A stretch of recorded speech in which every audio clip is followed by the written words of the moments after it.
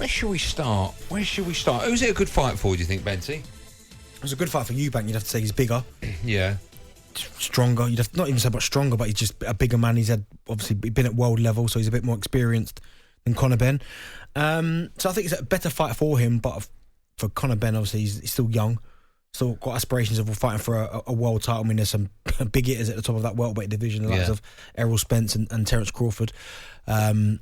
But it's still going to be a fantastic fight. It's like a legacy fight, isn't it? The dad's fought, now the sons are fighting. Do you think there's anything in like Nigel saying to Conor, listen, this is the family name, right? We haven't beaten the Eubanks yet, although we should have done in the second fight, but we haven't. Do you think that comes into it? Do you think the results of the first two fights mean anything when these two go? Probably privately, they'll probably have that conversation. Listen, son, I didn't do it last time. Or from Chris Eubank's side, he's probably like, listen, son, I did it. Listen, son. Yeah, like that. I did it. Make sure you do it. I think that will be on the cards. Yeah. It's brilliant, isn't it? I remember when these. It's a bit like when I played badminton on Monday with Gabby, and you messaged me like it goes, you don't you lose, like Capitals, you better not lose a game. I remember when these two used to. So the two fights, the first one was November 18th, 1990 at the NEC in Birmingham. Is that where he got stopped? Is that where Eubank stopped him? Yes. Yeah. And the other one went the distance. It took 3 years later. It took another 3 years to put the fight back on. That was at Old Trafford, 1993. That was when it was a draw, but Nigel Benn should have won that fight. I remember both the fights. Boxing back then, this could be a question we can chuck out there, actually. Do you think boxing back then was better? And by that, I mean the best fighters would always face each other. That's what I miss about boxing. I mean, you look at some of the super fights we've seen in previous years. Like, we all wanted to see Mayweather versus Pacquiao. Probably 8, 9, even 10 years before it actually happened. By the time we got it, it was a bit like. But back then, you talk about, I can remember, I can't remember who we spoke to. I think it was Frank Warren. He said about Lennox Lewis and Mike Tyson was too late again. But it did seem like. I don't remember that fight being too late. I think Tyson was kind of over the hill by then. But I do think back then it almost felt like the best were fighting the best all the time. But I get why now that's not possible. But because of the amount of belts there are, and there's too much money involved now. There's so much money. But you talk about how many belts? IBF. I think there's WBO, WBC. I mean, WBC growing up was always the one, and the ring belt. They were the two that were like the ones that mean the most. But when Benn and Eubank originally used to fight, you had Michael Watson, God bless him. Yeah. You had Steve Collins as well. He beat both of them, didn't he? Steve Collins. Yeah, do you remember when Steve Collins fought Chris Eubank Jr.? He had the headphones in and said he'd been hypnotised not to feel pain, which was not. He came out afterwards and said that was nonsense. Yeah, but it got to Eubank. But I remember him when Eubank was coming into the ring. Steve Collins was just sitting in the corner with the headphones on, not listening to any of the noise that was coming with his eyes shut. Yeah, Joe Cazaga, was he the same weight? He beat Eubank as well. Did he? He beat Eubank. Yeah, I don't remember that fight. Yeah. Did he really? Yeah. See, that was everyone fought everyone in that division. And you got it in the heavyweight. Remember Riddick Bowe fighting Evander Holyfield? Yeah, we had Holyfield Lennox, Holyfield Tyson, Lewis Tyson. Yeah, they all fought. We'll put it out there to you boxing fans out there, 03717 223344. Was boxing better back in our day in the 90s? I feel like it was easier to make the big fights than, whereas now, because I'm going to go for the WBC. Oh, that route's blocked. I'll go for the IBF. Oh, that route's blocked. I'll go WBO. Yeah, it's just I can't think of any other sport where there's more than one governing body. Yeah, it's crazy. But then also now you have is it like a super champion, or there's like a silver champion? Like a lineal and all that sort of stuff. There's so many different belts. Yeah. Yeah. You mentioned earlier on your team Eubank, right? Yeah.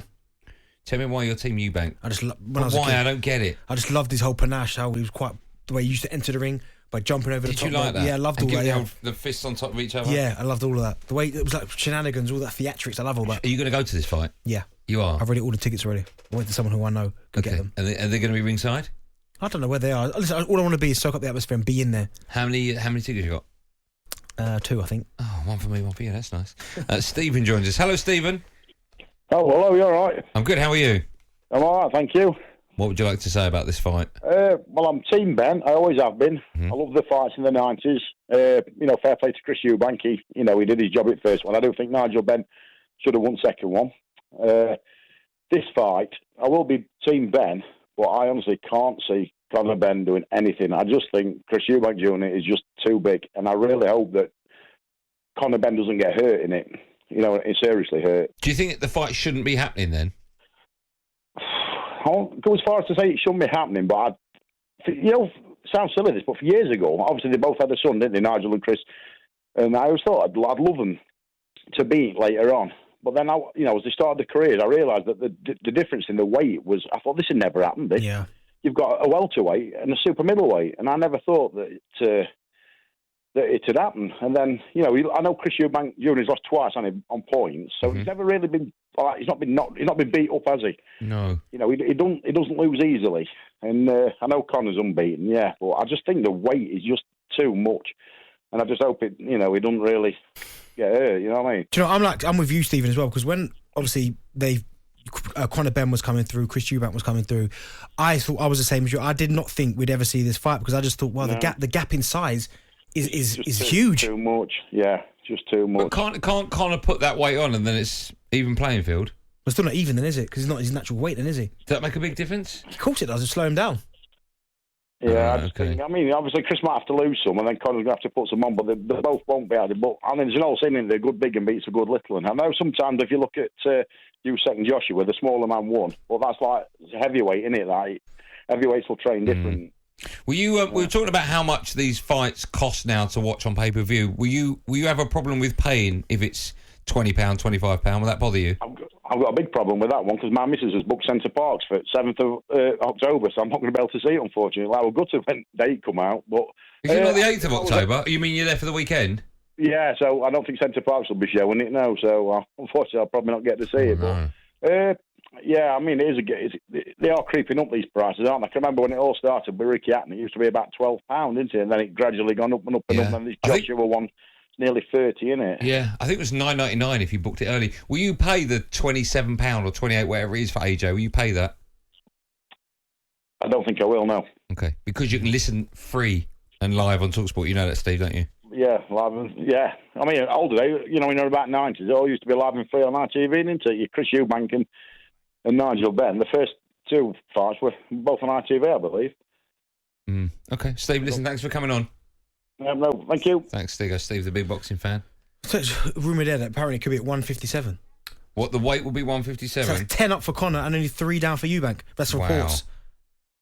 That's too big, That's isn't too it? big a gap, that. That is too big. But listen, clearly, again, from Conor Benn's side, if he's taken this fight, I know as boxers they're quite proud. Yeah, I'll fight anyone, I'll do anything. But he must feel he can get up to that weight and comfortably get up to that weight to take this challenge on. But for Eubank, he's fine. I mean, whenever Chris Eubank gets into the ring, Chris Eubank Jr., he's always in supreme shape, though, and he ripped up to anything. Yeah, so both of them are, yeah. Great shape, but just thinking, too much of a gap. big.